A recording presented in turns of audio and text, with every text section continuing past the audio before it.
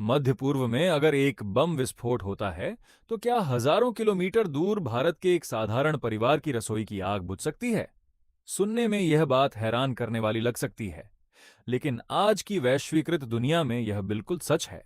America, Israel और Iran के बीच बढ़ता हुआ गंभीर संघर्ष केवल उन देशों की सीमाओं तक सीमित नहीं है। इस युद्ध की गर्मी सीधे हमारे देश की अर्थव्यवस्था, हमारी ऊर्जा सुरक्षा और अंततः हर आम आदमी की जेब को प्रभावित कर सकती है। ये केवल एक समाचार नहीं है, बल्कि आने वाले दिनों में हम सभी के जीवन को प्रभावित करने वाला एक बड़ा आर्थिक और भू राजनीतिक संकट है। आखिर वहां क्या हो रहा है? हजारों मील दूर चल रहे इस संघर्ष का हमारे घर में इस्तेमाल होने वाले गैस सिलेंडर और हमारी गाड़ियों में डलने वाले पेट्रोल से क्या संबंध है? आइए इस खतरनाक वास्तविकता को विस्तार से समझते हैं। दशकों से इजराइल और ईरान के बीच एक छद्म युद्ध चलता आ रहा है, लेकिन हाल के समय में यह संघर्ष अप्रत्याशित स्तर तक पहुंच गया है। एक ओर अमेरिका के समर्थन से इजराइल है और दूसरी ओर अपने सहयोगी सशस्त्र समूहों के साथ ईरान है। मिसाइल हमले, ड्रोन हमले और सैन्य जवाबी कार्रवाइयों ने पूरे मध्य पूर्व को अस्थिर कर दिया है। लेकिन यह संघर्ष केवल उसी क्षेत्र तक सीमित क्यों नहीं है? इसका एक ही कारण है: ऊर्जा। दुनिया की अर्थव्यवस्था को चलाने के लिए तेल की आवश्यकता होती है, और दुनिया का एक बड़ा हिस्सा तेल का उत्पादन इसी क्षेत्र में होता है। इससे भी महत्वपूर्ण बात यह है कि इस तेल को दुनिया के अन्य देशों तक पहुंचाने के लिए एक अत्यंत महत्वपूर्ण समुद्री मार्ग से होकर गुजरना पड़ता है। इस मार्ग का नाम है स्ट्रेट ऑफ हॉर्मुज। यह फारस की खाड़ी और अरब सागर को जोड़ने वाला एक संकरा समुद्री मार्ग है। कुछ स्थानों पर इसकी चौड़ाई केवल 30 किलोमीटर है, लेकिन यह दुनिया की अर्थव्यवस्था को प्रभावित करने की क्षमता रखता है। दुनिया भर में प्रतिदिन उपयोग होने वाले कच्चे तेल का लगभग 20% हिस्सा इसी मार्ग से बड़े तेल टैंकरों द्वारा भेजा जाता है। इसके अलावा दुनिया की लगभग एक तिहाई एलएनजी, लिक्विफाइड नेचुरल गैस, आपूर्ति भी इसी मार्ग से गुजरती है। जब भी ईरान, अमेरिका और इजराइल की कार्रवाइयों के जवाब में इस मार्ग को बंद करने या यहां से गुजरने वाले जहाजों पर हमले करने की धमकी देता है, तब पूरी दुनिया के बाजारों में डर का माहौल बन जाता है। क्योंकि यदि यह मार्ग बंद हो जाता है, तो इसका कोई आसान विकल्प उपलब्ध नहीं है।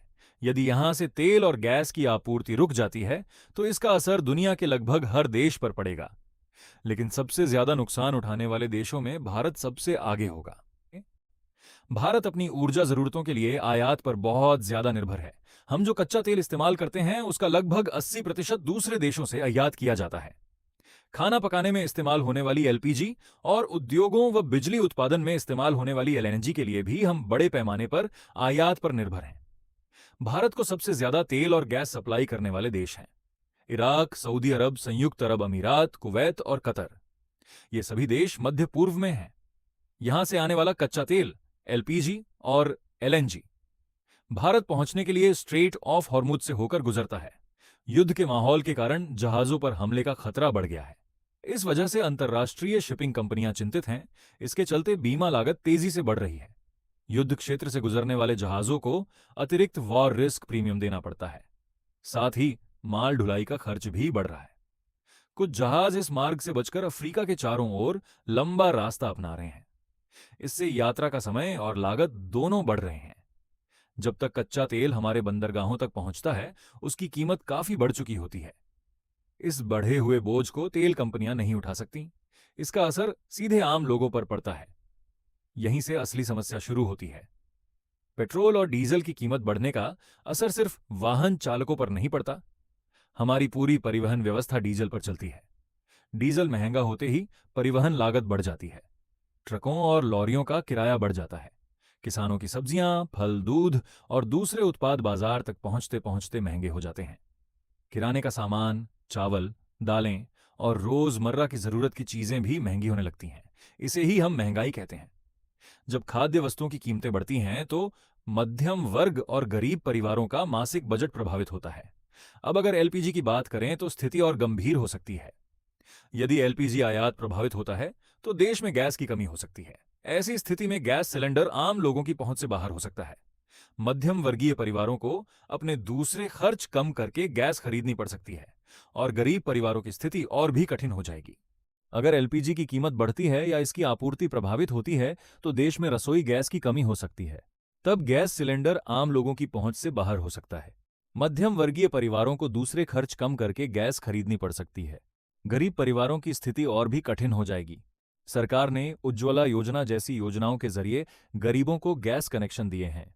लेकिन अगर सिलेंडर की कीमतें बहुत बढ़ जाती हैं तो लोग फिर से लकड़ी और पारंपरिक चूल्हों का इस्तेमाल करने लगेंगे।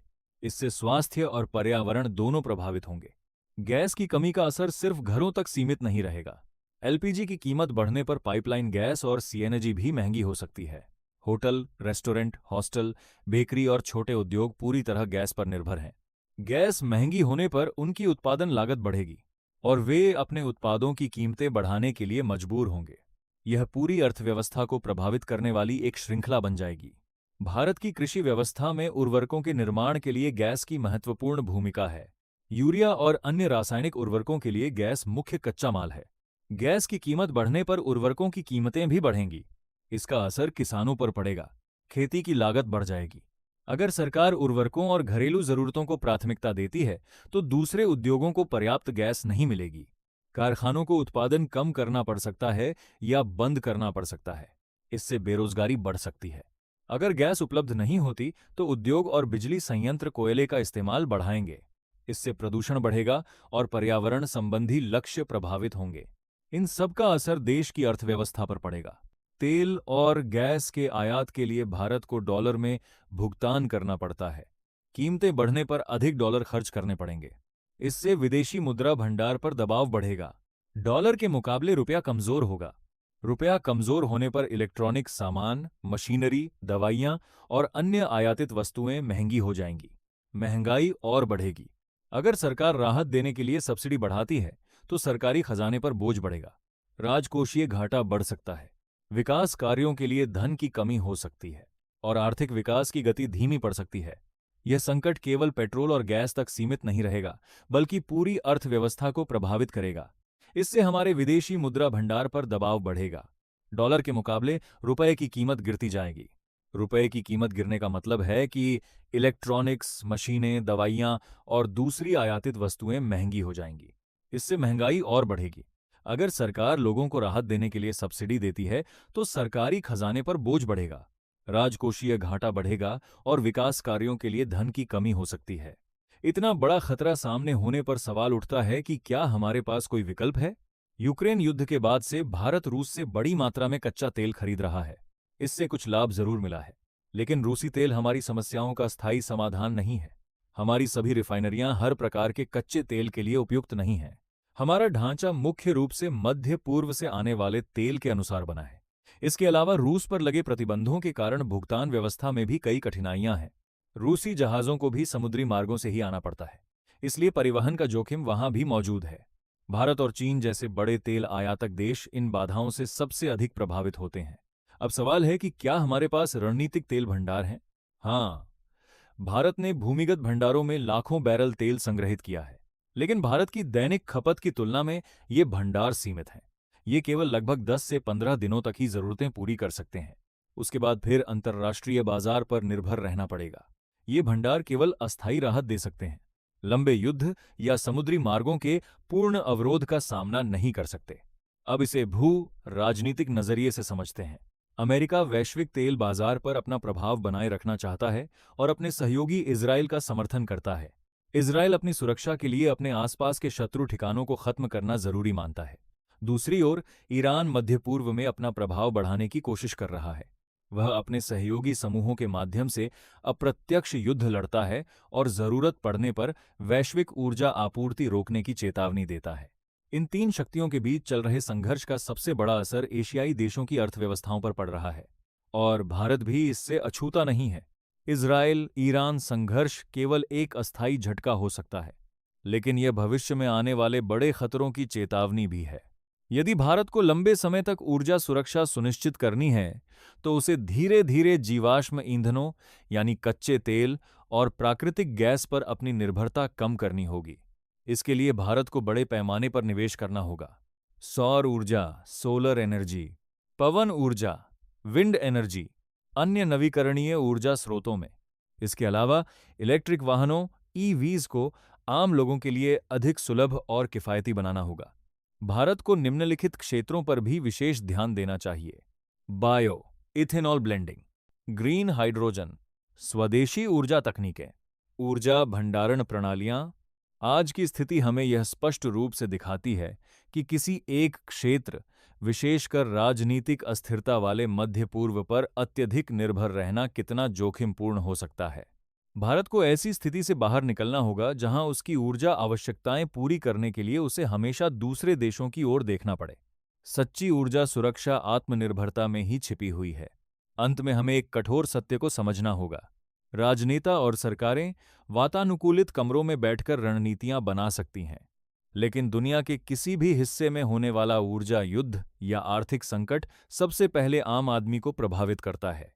सब्जियों की बढ़ती कीमतों से परेशान गृहिणी, डीजल खरीदने के लिए कर्ज लेने वाला किसान और बढ़ती परिवहन लागत से संघर्ष करता छोटा व्यापारी, ये सभी लोग वैश्विक राजनीतिक संघर्षों के प्रत्यक्ष पीड़ित बन जाते हैं। हजारों किलोमीटर दूर चल रहा युद्ध अंततः भारत के हर नागरिक की जेब तक पहुंच जाता है। यह हमारी रसोई तक पहुंचता है। यह हमारी जीवन शैली को प्रभावित करता है। यह हमारी आर्थिक सुरक्षा को चुनौती देता है। यह केवल देशों के बीच का युद्ध नहीं है, यह हमारी रोजमर्रा की जिंदगी और आर्थिक स्थिरता से जुड़ा हुआ संघर्ष है। यदि हम इस संकट से सही सबक नहीं सीखते, तो भविष्य में हमारी आर्थिक स्वतंत्रता और ऊर्जा सुरक्षा दोनों गंभीर खतरे में पड़ सकती हैं।